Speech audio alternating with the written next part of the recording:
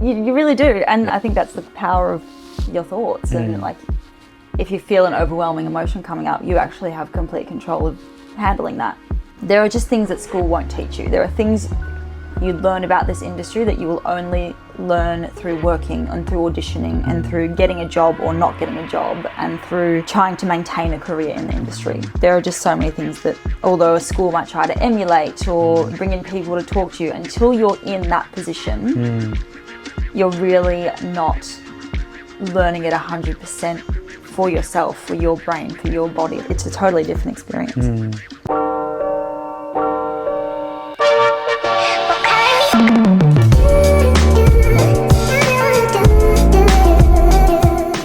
Hello and welcome back to the Dive podcast, where each week I interview professional performing artists as we discuss their stories and dive deeper into learning how to navigate the challenges we face as artists. I'm your host, Taylor Scanlon. Today's an exciting day because we have Kahlia Davis on the show. Kahlia Davis is a wonderful friend of mine as well as a performer. She has trained overseas in America, in New York, as well as at PSA and other schools in Melbourne, where I trained as well. And she's had an amazing career. She's currently in Moulin Rouge, the musical. She's been in A Chorus Line and 42nd Street over in America. How amazing.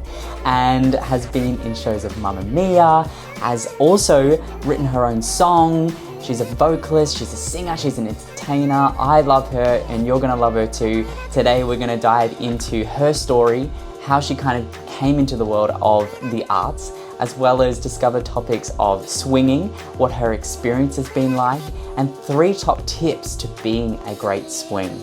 We also will discover ways on how to be grounded and calm before going on for a show, and learning a little bit more about how to perform on stage when you're not feeling 100%. So without a further ado, let's get into today's episode with Kahlia Davis. Welcome to the show. So awesome to have you in. Thank you so much for coming in. Thrilled to be here. Let's get into today's podcast. But before we get into the topics, as always, let's wind the tapes back. Before your career, where did it all start for you? It started when I was about 3 years old. I started dancing because my sister was dancing. And that's how I sort of got into performing. Yeah. Not because I really wanted to do it, but because my sister did it. And then trained in Melbourne at Dance Discovery and then Centre Stage and then ended up at PSA. And that's how I started singing. Yeah. Then I was doing competitions and I was doing song and dance performances at comps and people were asking, who's your singing teacher? And I thought, I better get singing lessons. And so it all just kind of eventuated from me dancing from a very young age. Yeah. And then here we are. Here you are. Yeah. Gosh, working both overseas, here. Yeah, so studied musical theatre overseas Yeah. after I went to PSA during high school. Yeah. And now I'm back. What was it like being overseas? It was amazing. It was really amazing. And I don't think I fully realised it at the time because it was so busy. Like we had 8 a.m. ballet and then we were rehearsing until 11 p.m. and then you'd go home and then you'd be up again at 8 a.m. or you'd stay up until 3 a.m. and finish the work you had to do to then go back to 8 a.m. ballet. And it was hectic, but you were so immersed in... You were like in the heart of Broadway, so you'd have a weekend off and you'd go and watch the show and see the thing that you just learned. And that's just the life there. Yeah. Wow. So I think because I was so busy and so in it, I didn't really have a lot of time to reflect on it. But when I left New York in 2019, I was sort of like, who let me, when I was 18 years old, Go there. I was an adult, move to New York? It was just such a rogue choice. But at the time, I really didn't think much of it. And I'm glad I didn't, because it could have been a really daunting thing. But I was just like, yeah, let's go, let's do it. Wow. Gosh. Yeah. That's amazing. And before you went to New York and before you were training, did you always want to be a performer as a kid, or? No, I didn't. And I kind of don't know what the turning point was. Because there were all these stories of like, and I saw, we have a member of Moulin Rouge, Jared, and he talks about how he saw Patrice play Elphaba in Wicked. Patrice, who's our Satine alternate. And there are so many stories of like, I went to the theatre and I saw this and I knew, and I really didn't have that moment. I ended up auditioning for the school I went to in New York, AMDA, because a friend had, and it was sort of like a have the audition experience. Right. And I was like, okay. And then I got in after, like 6 months later, they were like, hey, you need to finish your application. Where are your high school transcripts? And I was like, I haven't finished high school. And then ended up sending them a report and then got in. And it was sort of like, this is cool, but I'm not going to do that. And then as the end of year 12 was approaching, I was like, well, it's a year and a half. If I hate it, what's the worst that can happen? I've gone to New York for a year and a half. Worst places to go. Yeah, exactly. Train. And in the meantime, I'd been to a few open days for uni courses that I was looking at. And I just sort of sat there and thought, oh, I don't know. Was there anything in school, like uni, that wasn't like dance, that you were maybe looking as a second option? I really loved visual communication and design. So I was looking at sort of going into advertising, the graphic design route maybe. Cool. But I love the creative process. And sitting in those open days, I was like, okay, so you need to do a year on copywriting before you even get to creating anything. And it's all very important for people who want to pursue that career. But I kind of sat there and went, but I like the creative things. Can we start there? Can we start there? And that's how I ended up studying musical theatre. And what was it like studying over there for that time? It was amazing because it's such an immersive experience. And the teachers and the professors that come through are on Broadway, have been on Broadway, have worked extensively in the industry. So you're really learning from some pretty in the know people, which is awesome. It's so immersive. Because like I said, you can just go see a show and see a teacher or see an alumni or see what you've learnt that week. I used to just watch shows and think, oh, I love this. This is great. Yeah. And since studying, I'm like, you just watch it in a different way. You're watching the technique, you're watching the design, you're seeing what does work, what doesn't work, what you might have done differently. It's quite wonderful. I mean, I was saying this to my muggle partner, Alison, that it's really awesome that as a community of performers, there's rarely a profession out there where you can be in the profession yourself, but then take yourself out and from an outside perspective, support and watch other shows that are from other companies. Like if we were in insurance, we wouldn't go on a weekend to check out another insurance company and give them a clap going, well done, you're really smashing it. That's so true.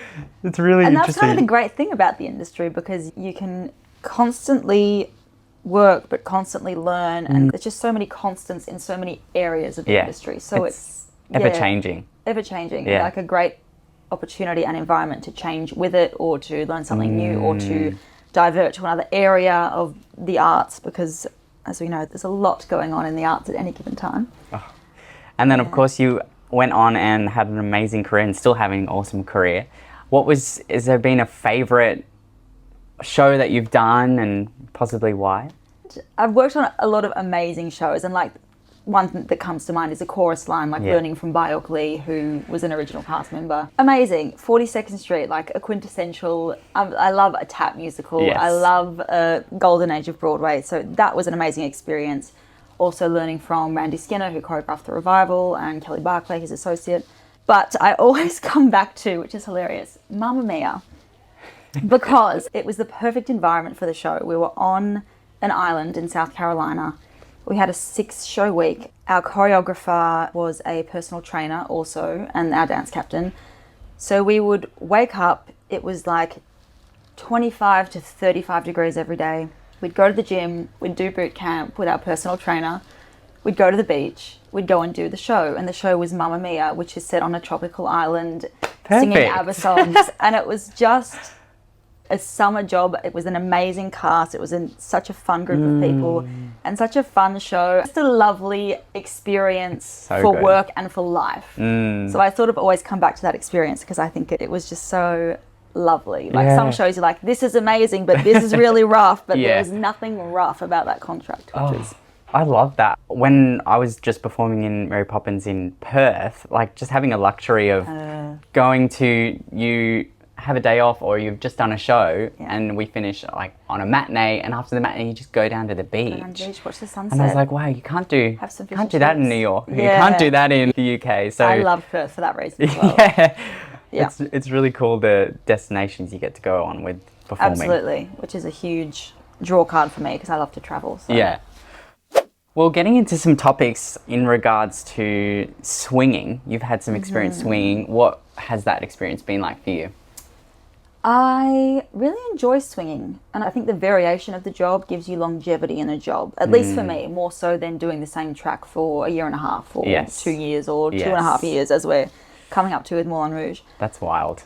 It is. It's a lot, and not all contracts are this long, so that's sort of something to consider. Yeah. But the first show I swung was A Christmas Story at US National Tour, which was a fun show, but very much we're all doing the same thing. It might be a different leg, be on your number, do the same choreography, which is a fine way to swing and a fun show to swing for a short contract. I love swinging Moulin Rouge. I'm not swinging anymore, but I will swing Moulin Rouge any day because it's really sort of like covering varying ensemble tracks. And are they quite diverse in the tracks? Because they're so diverse, and that's why I enjoy it. Like, it's a show I see and I think I want to do those lifts. I want to do that partnering because she does that, but she doesn't, but I want to do it all. Like, it's such a full show choreographically and there's so much diversity and fun feature moments for different people that it's such a fun show. It's a hard show to swing because of that, but it's a fun show to swing because you have, thank you. I don't have a lot to do with that. That's all Sonia Teo and our creatives. Yeah. But the individuality of each track is really exciting and sort of like a chorus line. I think of that as I swung a contract of that as well, but that's more like covering multiple roles because you're not really swinging in an ensemble sense. You're really covering individual roles who make up the ensemble. So there's a sort of a few different tiers to swinging depending on what the show is. Yeah. If you were to give 3 tips on swinging that kind of helped you in the process of being a great swing, what would that be? I think the number one thing is organisation. Like, just at a fundamental level, be organised. Knowing your stuff. And that looks different for a lot of different people. There's no sort of right way to swing. Yes. Some people use cue cards. It's crazy, isn't it? Like, everyone... Yeah, some people just... have it in their brain. And I think you definitely do get to a point swinging where you have it in your brain, but I start out with doing like a really detailed document. Like going through a number, love, you're here, 6, go between these 2 people. And it's very, very detailed. And then as the contract goes on, you find you don't need to read that and you just have your shortcuts. It's like, hey, 7-11 is the start of one of the ensemble tracks in Moulin Rouge. And I think 7-11, okay, circle, cross through centre, and you just kind of have the key points in your mind which you'll go through. But to get there, I think you need to be highly organised and really make sure you get down as much detail as possible in the start. That's number 1. Organisation and detail. Number 2, compartmentalise. Okay. Sometimes a lot of people say, how do you not get confused? How do you not blend the tracks? And sometimes if you're on for 5 tracks in a week and you find yourself in 2 similar tracks, those things can happen and you're like, oh, I'm here and I'm not meant to be here. Yes. But the ability to compartmentalise and just focus on what only needs to be done. Who are you today? What am I doing? It doesn't matter what I did this morning. It doesn't matter what I'm doing tonight. Who am I right now and where do I need to be? And just focusing on that. Yeah. Which can be a challenge and it just be a difficult thing to do if there's a lot going on, but just for sure. The ability to focus and compartmentalize and just think about only what is happening right now. I've always said when you're starting in the show, just get to interval and then we'll figure out act 2 in interval. And depending on the show, you may have some time within act 1 to be like, cool, what am I doing now? Let me check my notes.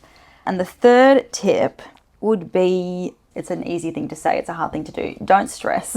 I'm just so of the opinion that in an environment with swinging that it can feel so high stakes and so changing and so important because you're partnering different people. You don't want to let people down. You need to be in the right place. You need to effectively come into the show in a seamless way. That's already by nature a stressful or anxiety-inducing situation. Yeah.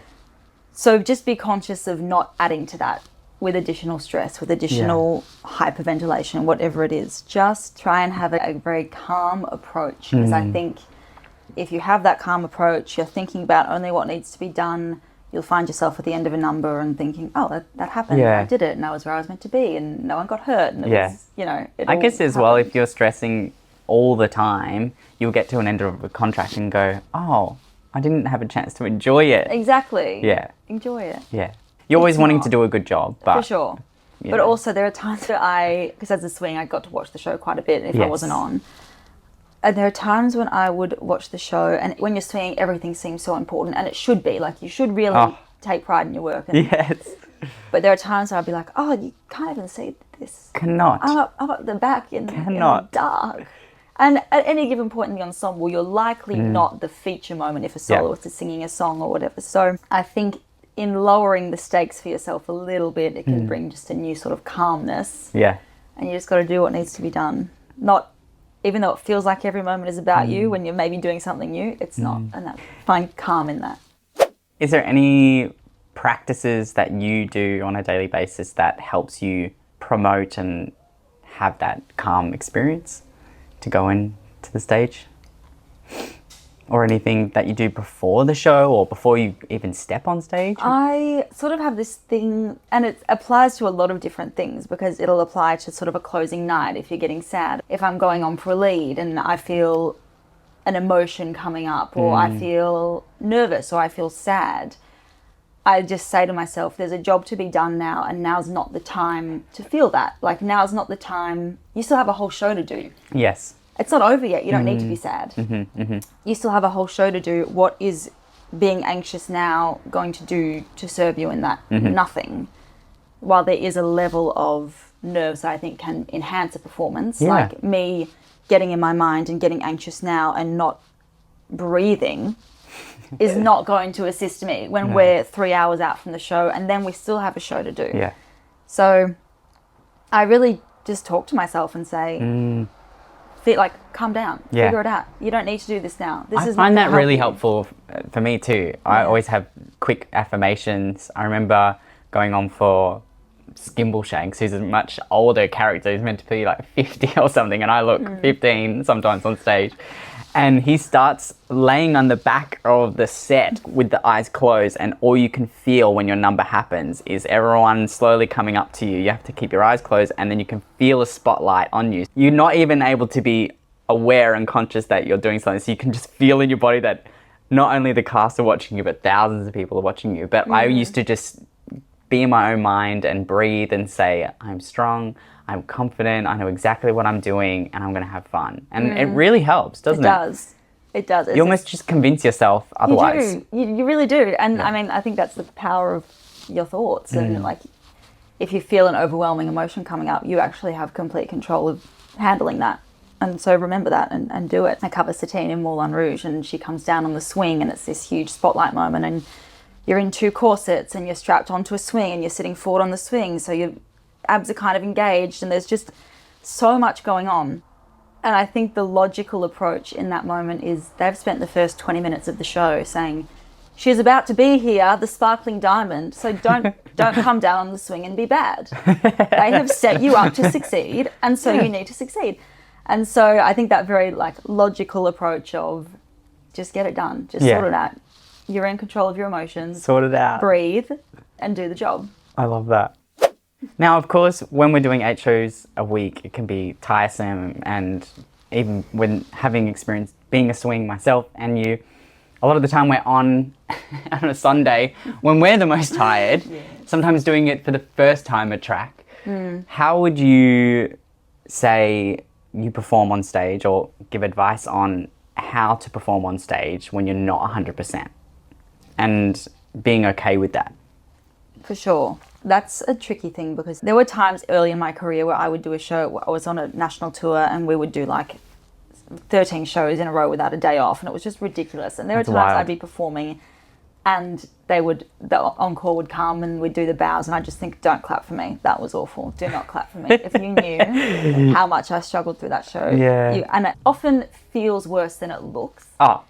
How many times have you like gone on and had a terrible time, and it's the first time a resident gone, you were really great in that. Really? Thanks. But it still looks okay, because in those moments I think just do what needs to be done. Just do what needs to be done. And often those are the best shows as a whole, because if you're at 100% or you have someone in, you'll find yourself giving extra or doing extra things, which might actually take you away from what the choreography is, what the story is, what the intention is. Yeah. So that's a big thing. Yeah, the phrase is just do what needs to be done. And there have been times where I have had to go on stage injured because of coverage situations, and that was my choice. I wasn't forced to do that, but it was sort of we won't have a show unless this happens. And so you modify things and you think, just do what needs to be done. And the show happens, and I had friends in, they were like, that was amazing, you're amazing. I was like, oh, well, great, thank you. I'm thrilled you think so, thank you. Yeah. So yeah, just do what needs to be done. Awesome. About not feeling 100% and still performing. And this comes the more you work and the more you get to know yourself and how you work. But I would say figure out ways to reach the same result, maybe with a different path. It's often with vocal performances. If I'm on for a lead or I'm feeling a bit under, or even just in my current track as Arabia or even in the ensemble, you figure out a way to get the same result, but maybe with a different avenue. So for me, it might mean placing something a bit different vocally. It might mean giving it more breath or less breath. It might mean adjusting my physical placement in certain things to achieve the same line because of an injury or because of general pain or fatigue. So the more you get to know yourself, the more you figure out these things. And like, it's not just about doing it at 100% every day and that's what I need to do because that's my job. Well, no, your job is 8 shows a week and you need to maintain a high standard of work for 8 shows a week. So how you maintain that standard day to day might be, today I feel great, so I'm giving it 100% and here's my high standard. Today the next day it might be, oh, I'm feeling a bit under, my hamstring hurts, so let me adjust the placement on those kicks to get the same result. Today I'm feeling a bit vocally fatigued, so let me either do a different vocal option that's been approved by our music directors. Of course. Or let me play something a bit differently, or know that I need to give more breath here, or really just focus on the vocals in these moments where usually I'd just sing and, not even worry about it. So it's just working in ways that support you. For sure. Yeah. And that might mean at different points thinking a bit more intentionally about what you're doing and how you're doing it in a specific way. But I think, you figure that out. Yeah. The more you do it. The more you do it. Yeah. Yeah. And I guess with your training and constant learning from different teachers, you learn that as well, how to look after yourself. But a lot of the experience is done in the show. Yeah, for sure. A lot of the time you just got to get into the show, and then every show's different. So every single show's going to have a new challenge as well. Yeah, for sure. I only did a 2-year course, which I didn't take the summer off, so I did a 1.5 years in New York.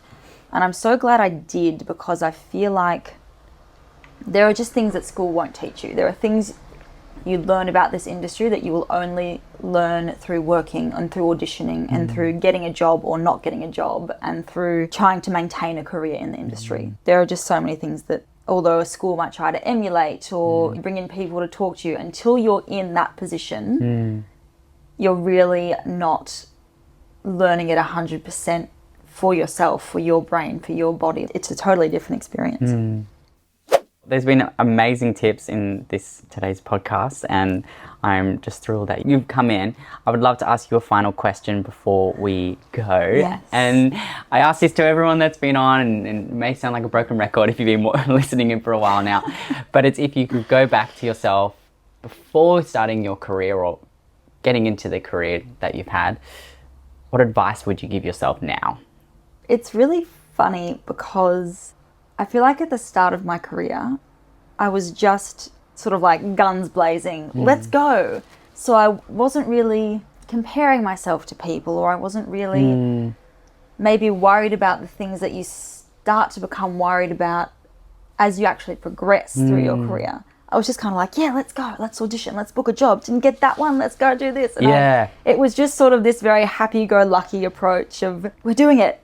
And if it doesn't work out, fine, we'll do the next thing. So I feel like that's almost a nicer situation to be in. I don't feel like older me is like, oh, well, you... I feel like that was like our training as well. For sure. I feel like now, post-COVID, even in the COVID, there was so much time to think and so much time to not be in action that maybe along the way we've gotten our heads a lot more than we used to. A bit, for sure. That's a very valid point. I guess the advice is to younger me, like, keep that kind of the fire and just sort of the fearlessness in going for it, no matter what that looks like. And if it works out, great, and if it doesn't, on to the next. Yeah. That's great advice. I think That's anytime... so awful. Like, No. well, I was fine. So my advice is just do exactly what you've been doing. But I think, yeah, exactly. A lot of the time, you think of it like when any time you've gone, not wanting to go to a class, or not wanting to go to a lesson. Every time you've gone, even an audition, a lot of the times you go and you're like, oh, that felt so good. It's something that can cure you is the job itself. Yeah. And I think that's wonderful. Just get into it. Done. But actually something I've noticed with a lot of younger performers who I teach, and I think it kind of creeps in as you progress in your career, is comparison. And there's that quote about comparison being the death of creativity or something. I can't remember what it was or who said it. Thief of joy. The thief. Oh, there we go. Not the death of creativity, but the thief of joy. Yeah. But it's true. Like, it's so unhelpful and it's so unrealistic, so pervasive, but it's so useless. And I think a lot of it has come down to technology. When we were training, we never filmed a class. We never did anything. For sure, yeah. But now we kind of got to, how can we live in a day and age where it is all filmed? And every audition is now, everything is filmed. So annoying. It's kind of how do we how do you navigate live in this that world without... whilst not comparing? I guess it's hard. It is very hard. And I'm actually really glad that I grew up in dance at a time where everything wasn't online and it wasn't like, oh, you can do 15 pirouettes. Fantastic. I can't do 15 pirouettes. No. And so I can imagine coming up in that environment would be extremely difficult. And it's again, it's an easy thing to say, like, don't compare yourself to other people. You're not them. But actually doing it is a challenge. But it's a challenge that I would encourage everyone to take on. It's just so useless. Yeah. It's just so useless. You are a different person. You have different skills, you have different talents, you look different. And even if you are, for the most part, the same, you're just so not. Like, even if you're the same type or you dance in a similar way, you are just not the same person. So there is no point in trying to compare or contrast or... When I'm teaching, there shouldn't be any time to look at anyone else. Exactly. Like, there's so much work you can do on yourself, on your vocals, on your acting. So maybe that's some advice if you are going into the trap of comparison and looking online and scrolling and going, well, I don't look like that. You have the capability to change that. You can to put that phone down and go, right, well, if I don't look like that, get to the gym. Get to class, go to ballet. You know. I find when you're less worried about other people or the outcome, that's when things work out for you, because you're just doing your thing, you're focused on yourself, you're working on yourself. Yeah. Do I want to get better at singing? Sure, I'll take a singing lesson. Do I want to just sing for the fun of it? Sure, but I'm working on different vocal skills in doing that, and then that kind of translates to the audition room. It's all very interconnected. So I think when you stop worrying about that and just worry about what's going on with you and what you want to do and where you want to be, that's kind of when I feel like opportunities open up, because you're in a great position to receive them mentally and physically and in all the ways. Couldn't agree more. Well, how can people reach you if they want to work with you or support you? Work with me. Come and work with me. Yes, absolutely. Probably Instagram is the easiest. Yeah. Do you know your handle off by heart? I don't. No, I do. It's at Kahly D, KAHLYD. There you go. No spaces. Well, thank you so much for being here. It's been you. awesome having you in. I know everyone's going to get a lot out of it, and maybe we'll see you back on the show very soon. Sounds good. We'd love to. Thank you for having me. Of course. Yay. Thanks, everyone. Thank you all for being here once again on the Dive Podcast. If you would like to receive a free resource, we have them out weekly, and today's resource is going to be a 10-minute warm-up that you can do before an audition, before a performance, or anytime you're just looking for a bit of a boogie. You can head to our website at www.thedive.com.au to find that free resource, along with many other resources that we send out weekly. If you enjoyed today's episode, please like, share, subscribe to our YouTube channel if you're watching it there, and share it with a friend. Share it with someone that you feel that may be struggling with the topics that we discussed in today. If you have a question for Kahlia or myself and the Dive as a whole, you can email us at info@thedive.com.au. We can't wait to hear from you, even if you're wanting to just share your stories, your highlights, or your lows from the week, and connect with you as a community. Thanks once again for being here, for supporting performers, and until next time, we hope that you keep shining on that stage and show up as your best self. See you in the next episode.